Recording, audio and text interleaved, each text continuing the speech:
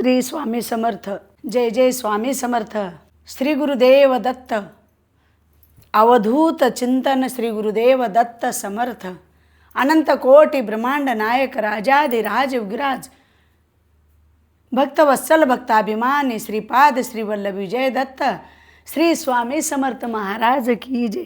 श्री स्वामी समर्थ महाराज की जय. श्री स्वामी समर्थ. सर्व स्वामी सेवकांना, सर्व स्वामी भक्तांना श्रावण महिना चालू होऊन 2-3 दिवस झाले आणि हे पूजा पाठ करत असताना आपल्याला खूप आनंद होत आहे. आणि आपण ज्या वेळेला सेवा करत असतो त्यावेळेला फळाची अपेक्षा न करता सेवा करायची असते. फळ आपोआप मिळत असतो. आपण ज्या वेळेला आपल्या मनातून कोणतंही कार्य करत असताना मनातून आपल्या स्वतःच्या प्रेमापोटी अंतःकरणातून केल्यानंतर सर्वच काही कार्य साध्य झाल्याशिवाय राहत नाही. ते मात्र खरंच आहे. आणि सगळ्यात महत्त्वाचं म्हणजे आपण स्वतः केलेलं कार्य आपण जे स्वतः करतो आणि आपण स्वतः कमवतो, आपल्या कष्टाची भाकरी खातो, त्यावेळेला त्या स्वतःच्या कमाईमध्ये आणि स्वतः केलेल्या कार्यामध्ये खूप आनंद असतो. आपल्याला स्वतःला आनंद मिळत असतो. उदाहरणार्थ, ज्या वेळेला आई बाहेर जाते, कामानिमित्तानं बाहेर गेलेले असते आणि आपली छोटीशी मुलगी घरी असताना 1-2 भाकरी मुलगी करून ठेवत असते आणि आई आल्याबरोबर म्हणते, हे बघ मी भाकरी केलेली आहे. तर त्या मुलीपेक्षा आईला खूप आनंद होत असतो. कारण तर ती स्वतः बनवलेली भाकरी असते आणि त्याच्या मागचा आनंद खूप मोठा असतो.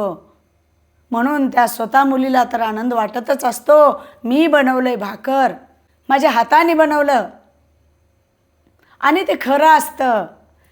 तिचं स्वतःचं मनसुद्धा तिला सांगत असतं, ग्वाही देत असतं की स्वतः तिच्या मेहनतीनं, तिच्या कष्टानं तिनं भाकर बनवलेली आहे. म्हणून मला सांगावं असं वाटतं की बाबा, स्वतःच्या मेहनतीचं, स्वतःच्या कमाईचं आपण ज्या वेळेला खातो त्यावेळेला फार आनंद वाटत असतो. आणि ते आपल्याला खूप आनंद तर देतोच देतो, पण आपल्याला चांगलं आणि आनंदीसुद्धा ठेवत असतं. आपल्या आपल्या कष्टाची चटणी भाकरी आपण खायचं.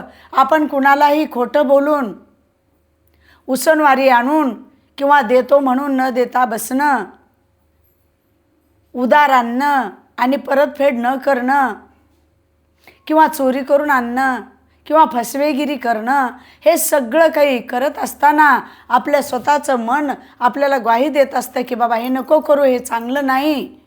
पण तरीसुद्धा आपण ते करता कामा नये. म्हणून परमेश्वराच्या साक्षीनं आपण जे काही कामं करत असतो ते खऱ्यापणानं करायचं. आपल्याला त्रास थोडा दिवस होतो, पण ते कधी खरं ते खरंच होत असतं. मग मी एवढं सगळं का सांगत आहे तुम्हाला, तर मला त्याच्यावरून एखाद्याचं अनुभव, एखादं उदाहरण तुम्हाला मी सांगणार आहे. तर असेच 1-2 मल्ल जे खेळ करतात, जे डोंबारी, जे गारोडी, वासुदेव, असे जे काही खेळ करणारे कलाकार जे असतात, तसंच तसल्यामधला एक पैलवान म्हणा, मल्ल, असे 2 मल्ल खाऊन पिऊन पैलवानासारखे खूप छान होते. बलदंड असं त्यांचं शरीर, आणि ते शरीरानं चांगलं असल्यामुळं की काय त्यांना खूप अभिमान झालेला की माझ्या एवढं कोणीच मोठं नाही असं त्यांना वाटायला लागलं. असं करत असताना त्या दोन्ही मल्लांचं काम एवढंच होतं की बाबा लोकांची फसवेगिरी करायचं. कुणाजवळ जर द्रव्य दिसलं, खूप पैसा दिसला, दागदागिने दिसले, तर त्यांचा गळा दाबायचं, मारून टाकायचं आणि त्यांच्याजवळ द्रव्य जे सोनं नाणं जे पैसा अडका आहे ते आपण स्वतः बळकावून घ्यायचं. असे कामं चोऱ्या करणं, लोकांना मारहाण करणं, असं करून खाऊन पिऊन तर बलदंडाने चांगले झाले. परंतु त्यांची ते पायली भरत येत होती. जे पाप करत होते, पाप करत असताना परमेश्वर अगदी आनंदानं बघत असतात की बाबा कुठपर्यंत हा करतो, करू दे. एक दिवस तरी ते पायली भरलेली उलटायची तर असतेच, पण भरू दे. पायली भरण्याची वाटसुद्धा परमेश्वर खूप आनंदानं बघत असतो. म्हणून आपण ज्या वेळेला आपण जास्त उत्साही असतो, एखाद्या वस्तूला आपल्याजवळ खूप पैसा आला आणि आपण त्या पैशाचा गर्व लोकांना दाखवत असतो, त्यावेळेला आपण स्वतः विचार करायचा असतं की बाबा आपण थोडं जास्तच प्रमाणामध्ये आनंद असा लोकांना आपण दाखवत आहोत, तर हे करता कामा नये. जेवढं बी तुमच्याजवळ आहे ते झाकून खा. तुम्हाला देवाने दिलेलं आहे, तुमच्या प्रारब्धामध्ये आहे आणि तुमच्या मेहनतीचं आहे, तर ते कुठंच जाणार नाही. म्हणून लोकाला दाखवून, घमेंड दाखवून किंवा लोकाचं एकाला दोन सांगून घेऊन खाणं हे योग्य नाही. कधीही असं खाल्लेलं पचत नसतं. म्हणून त्या मल्लानं तसंच केलेलं की गरीब लोकांना सुद्धा जवळ थोडं द्रव्य दिसलं म्हणलं तर मारायचं, गळे दाबायचं आणि त्यांच्याजवळ असलेलं धनद्रव्य घेऊन जायचं आणि आपण खाऊन पिऊन व्यवस्थित असं राहायचं. असं करत असताना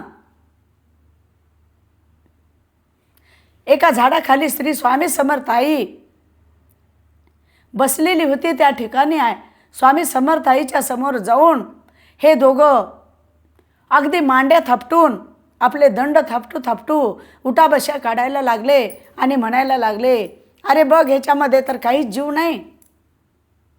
आणि बसतो कसा, डोळे झाकू बघतो कसा, मोठे मोठे डोळे काढून आमच्याकडे.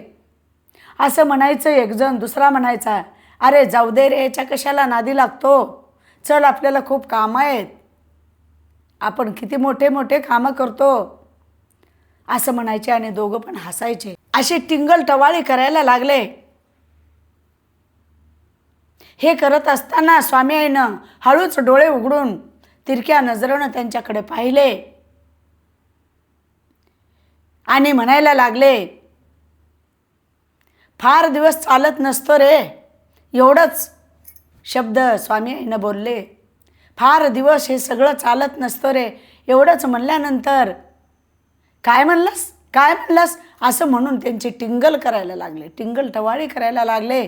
स्वामी समर्थाईची त्यांनी ओळखले नाही ते शक्य आहे की बाबा सामान्य माणूस आहे म्हणून तुम्ही टिंगल करायला लागलात, तुम्ही देवाला ओळखलं नाही, हे बरोबर आहे.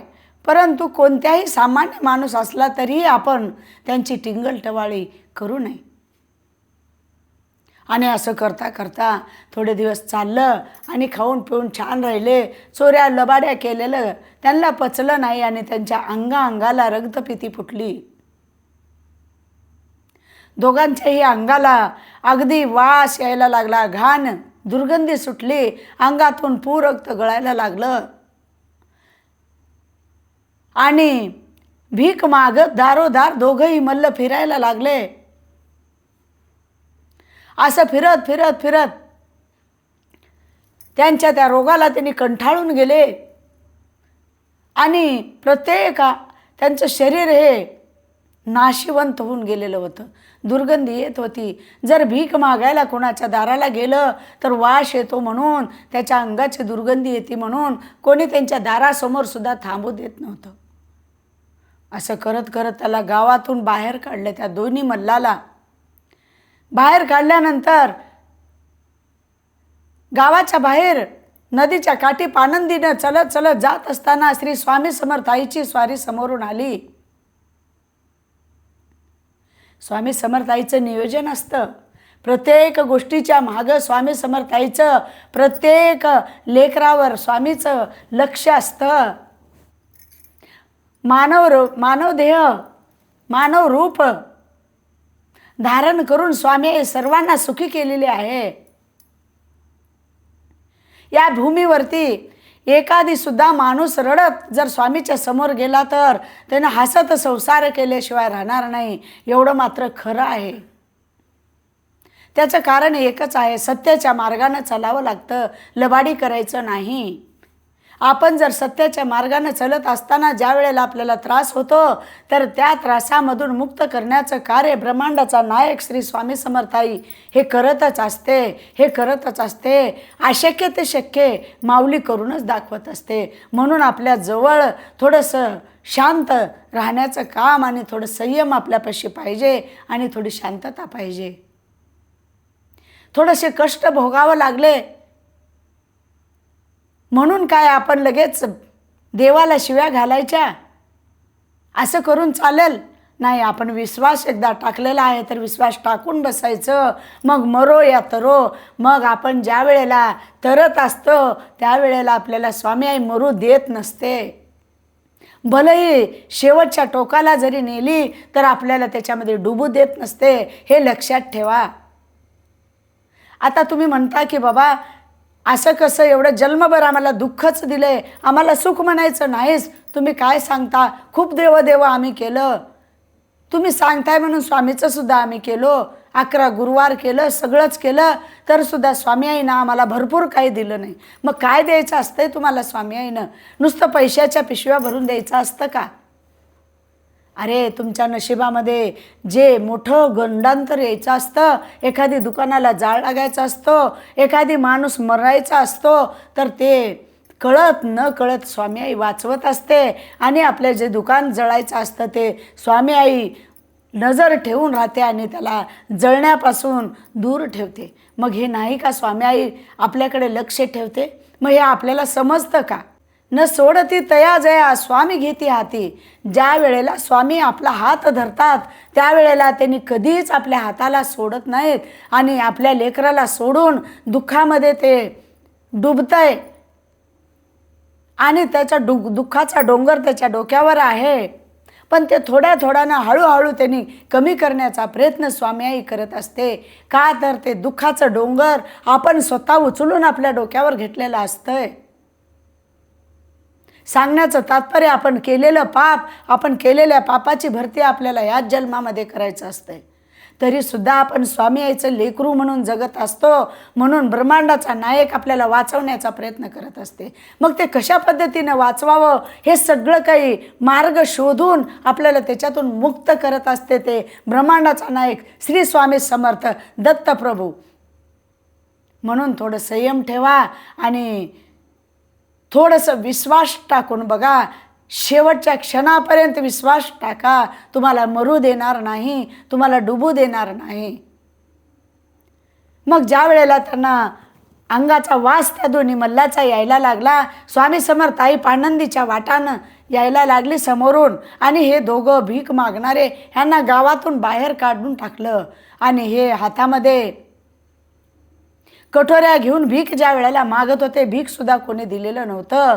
आणि समोरून स्वामी आई येत होती आणि काय म्हणली बाबा स्वामी आई, अरे वाल्या कोळ्याला नारद मुनी भेटले, वाल्या कोळ्याला नारद मुनी भेटले म्हणून त्याच्या जन्माचा उद्धार झाला.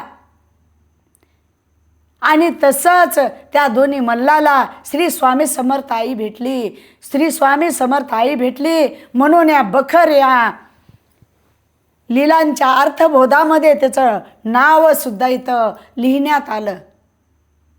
ह्या दोन्ही मल्लाचं नाव या बखरमध्ये लिहिण्यात आलं. आणि स्वामी समर्थ आईच्या सोबत त्यांचं संभाषण झालेलं आपल्याला ह्या अनुभवामधून सांगण्यात आलं. मग याच्यापेक्षा भाग्य कोणतं मोठं असतं? अरे स्वतः स्वामी समर्थ आई परमेश्वरासोबत त्या दोन्ही पापी लोकांचं बोलणं संभाषण झालं, ह्याच्यापेक्षा भाग्य कोणतं असतं? मग बघा ज्या वेळेला त्यांना तकलीफ व्हायला लागली आणि स्वामी समर्थ आईनं सांगितलं की बाबा पापाचा नाश ज्या वेळेला होत असतो, ज्या वेळेला पाप खूप होत असतं, वाढत असतं आणि ते पाप कर्म भोगून संपलेले असतात, त्यावेळेला तुम्हाला त्याला कोणी ना कोणी गुरु भेटत असतो आणि त्या पापातून मुक्ती मिळत असते. असं स्वामी समर्थ आई बडबडत पुढे निघालेले असतात. ह्या दोघांचं लक्ष त्यांच्याकडे गेले आणि त्यांनी म्हटलं की बाबा, आपल्याला त्या दिवशी झाडाखाली भेटलेले महाराज, आपण यांची चेष्टा करत होतो, यांच्याकडे आपण वाईट नजरेनं पाहत होतो, आपण त्यांच्या अंगाला चिमट्या घेऊ घेऊ आपण टिंगलटवाळी करत होतो, बोरासारखे डोळे काढलं असं आपण म्हणलेलो होतो, आपल्या हातून किती पाप झालेला आहे, म्हणून दोघं मल्ल एकमेकाच्या गळ्याला पडू पडू रडायला लागले. आणि स्वामी समर्थाई दूरच आहे तोपर्यंत लोटांगण घ्यायला लागले आणि म्हणले की बाबा, हे गुरुराया, हे परमेश्वरा, आम्हाला या दुःखातून मुक्त करा, आम्हाला ह्या रगतपिती ह्या रोगाने आम्हाला त्रस्त केलेला आहे, एवढा त्रास होतो, काय सांगावं, आम्हाला सहन होत नाही. त्यावेळेला स्वामी आई म्हणतात, जे खरा माणूस आहे, जो खरं व्यक्ती आहे, जो खरं वागतो आणि त्यांना बोली भाषेनं सुद्धा टोचण्या लागतात, रे बाबा, टोचायचं नसतं. तुम्हाला ज्या पद्धतीनं रोगाचा त्रास होतो त्याच पद्धतीनं शहाण्या माणसाला, खरं वागणाऱ्या माणसाला जे तुमचे शब्द आहेत, जे रगतपिती टोचते, जे तुम्हाला रोग टोचतो, त्याच पद्धतीनं हे शब्द टोचत असतात. म्हणून लक्षपूर्वक ऐका, कोणत्याही माणसाला दुसऱ्या माणसाने दुखवायचं नसतं रे बाबा. आणि तुम्ही तरी भले भले पाप केलात, नाही त्याला मारून टाकला आणि त्यांचं द्रव्य तुम्ही घेऊन जाऊन तुम्ही मजा केलात. 4 दिवसाची मजा असते. म्हणून या मानवाला आम्ही किती समजावून सांगायचं, आणि या मानवासाठी आम्ही मानव रूप घेऊन या धर्तीवर आलो आणि एवढं सांगण्याचा प्रयत्न केलो, गुरु झालो, देव, गुरु आणि ब्रह्मांडाचा नायक आणि स्वतः आई होऊन तुम्हाला समजावायला लागलं तरी सुद्धा तुम्ही ऐकण्याच्या विचारामध्ये नाही. किती सांगावं, शिव्या देऊन संतांनी सांगितले, प्रेमाने सांगितले, तरी सुद्धा आपण ऐकत नाही. म्हणून थोडं भानावर यावं लागतंय. आपलं कर्म संपल्याशिवाय आपण सुद्धा ऐकत नाही. म्हणून थोडंसं बहाणावर येऊन आपण थोडंसं देवाचं नामस्मरण करावं, म्हणजे आपली बुद्धी एकदम ठिकाण्यावर येते आणि आपलं जे काही इच्छित आपलं मनामध्ये आहे ते सर्व काही होतं. म्हणून नामस्मरण करा, परमेश्वराचं नाव घ्या, ज्या जन्माला आलो त्या जन्माचं सार्थक करा, ज्या कुळात जन्मलो त्या कुळाच्या पद्धतीनं वागा,